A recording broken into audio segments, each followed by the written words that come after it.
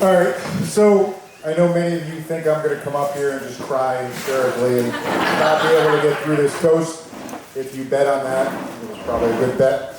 But in full disclosure, I got horseradish in my eye at the raw bar, and they've been tearing and swelling up, so it might look like I'm crying, but I'm not. Everybody knows as a parent that you love all your kids the same, but the reality of it is we love them all the same, but we also love them all a little bit different. When our older son Jared got married and I had to prepare for the toast, that was easy because he was my son and I can roast him. But I can't do that to my daughter. Now Tim, on the other hand, I do have a couple things that I'm going to share about you with the rest of the party, and we'll get to that. But today is very different. I thought for a while, how am I going to approach this? How do I make a toast to Jordan and Tim and not roast her at the same time? Because when I thought about this, to be frank, it just makes me sad. And I tried to figure out, why this makes me sad.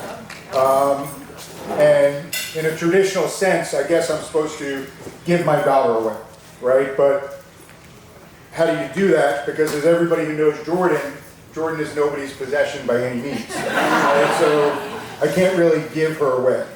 But I knew that my role in her life was going to start to change, and I had to think about who was going to be that person that takes that on.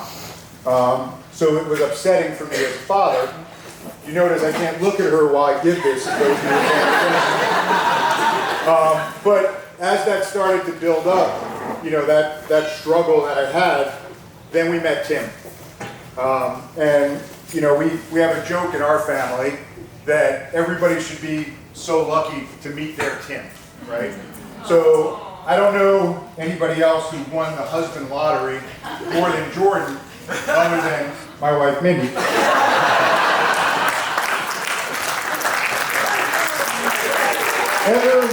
Ever since Jordan was little, as a family, one of our favorite things was to watch Say Yes to the Dress.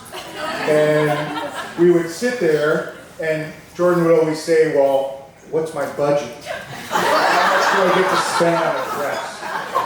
And Mindy and I would always tell her, well, that depends on whether or not we like who you're going to marry.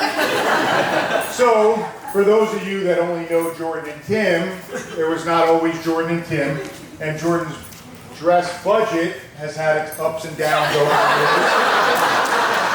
But based on this dress outing, we always wanted to go to Kleinfeld's. That was like the big thing, and I'm like, oh my God, this is going to be great. So when the great dress search of 2023 started, I didn't miss a single appointment. I was there lined up with everybody else, and then the consultant came in and says to Mindy and I, what's her budget? We looked at each other and joked, and we're like, she doesn't have a budget. Thankfully, Mindy quickly ran after the consultant to tell them what the budget really was, but it's not lost in theory. So, but Kleinfeld was not that exciting, to be honest. It was not everything we expected it to be. It was a little bit commercialized, but what was amazing at Kleinfeld's was you. But let me pull all my babbling together. So if Tim is so great and Jordan is so happy, then why am I so sad? Right? That's the part I've tried to figure out.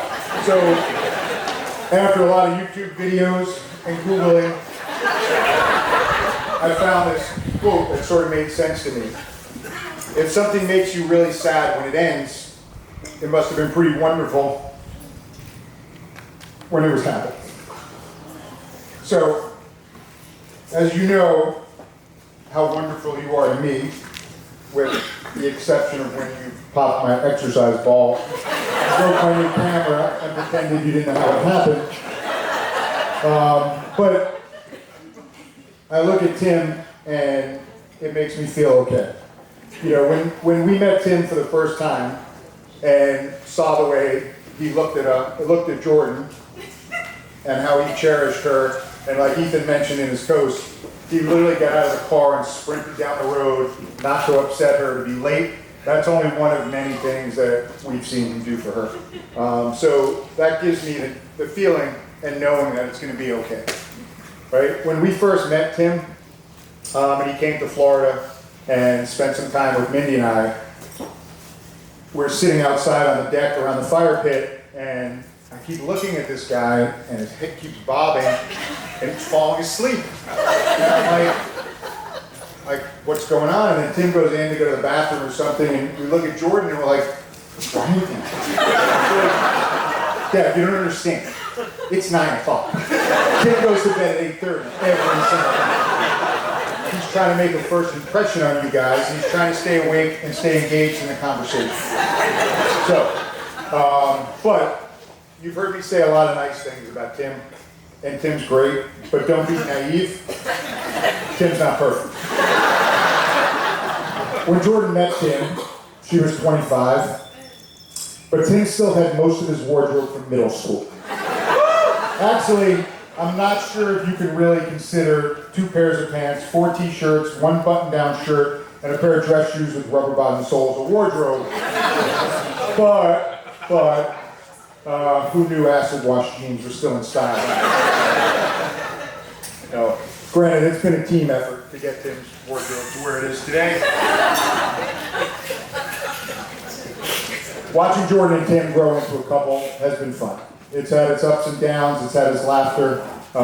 We recently stayed with them, and Tim was late getting out of work. I know that's a surprise. And when he walked in the apartment, we had been waiting for him for about 45 minutes. And I saw this huge smile on his face. He's grinning from ear to ear. But what he didn't realize is how hungry Jordan was. So Tim was walking into Hangry Jordan, which is kind of challenging at one point.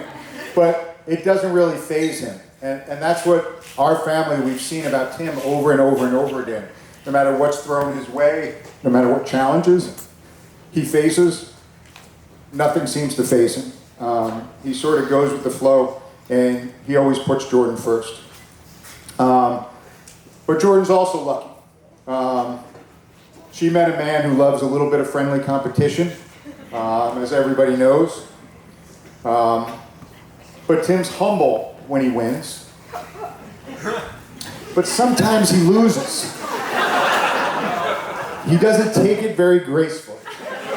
As a matter of fact, I've never seen a grown man sulk and pout as much as the last trip when we were recently here, and Tim lost mini golf 2 days in a row. Day 1, he lost to me, painful in and of itself. But day 2, he lost to me, Ethan, and Mindy. He didn't talk for about 2 hours. And what our family does at that point is we kick them when they're down. He was vulnerable. And at some point, Jordan finally said, Dad, you gotta stop. He's really, really mad. I'm like, okay, fine. But, Tim, I want to tell you something. When the excitement of this wedding ends and your 2-week honeymoon's concluded, I know you're going to look at my daughter and realize how lucky you are. But wait, there's more. Jordan's part of a package. You just picked up one obsessive-compulsive brother, one that doesn't have a filter, a helicopter mom, and another father who will enjoy making fun of you to the end of time. But in our family, that's love. There's a couple people I do want to thank today. First, to Tim's parents. Thank you for raising a wonderful young man. We've really enjoyed getting to know your son to this point and look forward to a very long future. To my wife, Mindy, thank you for giving me the honor of being her dad. For those of you that don't know, Mindy and I met when Jordan was 2 and Jared was 5. Jordan might have been a little difficult at 2. I don't want to say terror, it is your wedding day. So I want to be nice to you, and that would be mean. But Jordan, being your dad has been one of the greatest honors in my life.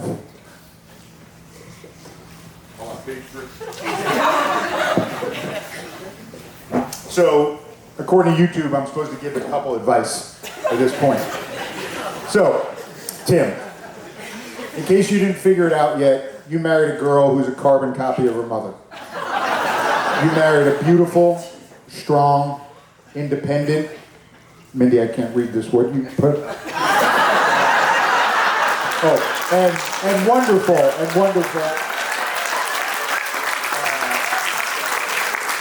but you met somebody who will make you be a better man.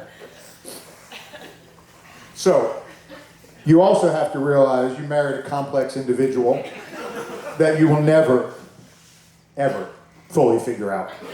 So, when you need advice on how to keep her happy or what she's thinking, feel free to call. But I'll give you a few easy ones to remember. When she says she's not mad, she's mad. When she says, "What do you want for dinner?" she's already decided what she wants for dinner and where you're going to go pick it up. Jordan, we all know how well you take advice, but I'll try anyway. You've always said that growing up, there was a double standard with you and your brothers, and nothing was ever fair. You're right. There was a double standard. You're right. That's part of your wedding gift. You're right. You always said you had no privacy. Why was Jared allowed to have Kristen over when they were 14? Why did Mom and I go on field trips when Ethan has a guest? But when it came to you, the rules were always different. The only explanation I can offer you is that one day, I hope you have a daughter of your own. And when you look at her, it'll all make sense. Double standards. Tim, I'll give you one last piece of advice. One day, your daughter might come home from middle school, and I want you to learn from a mistake that I made. So she might bring you a flyer for the Indian princesses. You make sure you read it, because I didn't. So, Jordan, you might not be an Indian princess, but you'll always be my princess. So, please join me. Raise a glass to Jordan and Tim, to many, many years of happiness. I love both of you guys. Cheers.